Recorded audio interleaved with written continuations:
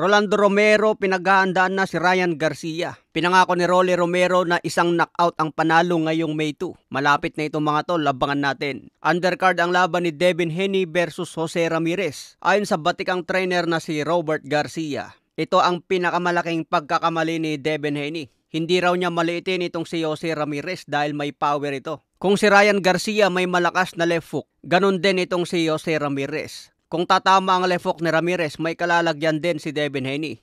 Ang kaibahan lang kasi kay Ryan Garcia, mabilis ang left hook. Mahirap itong makita at talagang malakas. Ayon din kay former 4 Division Champion Mikey Garcia, sinabi din na delikado si Devin Haney kay Jose Ramirez. Siyempre mga tol, kaibigan ni Mikey Garcia itong si Jose Ramirez. Si Robert Garcia din ang trainer niyan, kaya papabor talaga sila kay Jose Ramirez. Pero tama talaga ang sinasabi nila na delikado dito si Devin Haney. Kung hindi niya ma-outbox itong si Jose Ramirez hanggang 12 rounds, posibleng matalo dyan si Devin Haney. Outbox lang kasi ang pag-asa ni Devin Haney mga tol. Nakitaan na ng kahinaan si Devin Haney kontra Ryan Garcia. Kung hindi nga lang nagpositive sa gamot si Ryan Garcia, may isang talo na sana si Devin Haney. Kaya makikita sa kanyang kartada, undefeated pa rin dahil naibalik ang kanyang pagkatalo. Abangan din natin ang laban ni Teofimo Lopez versus Arnold Barboza.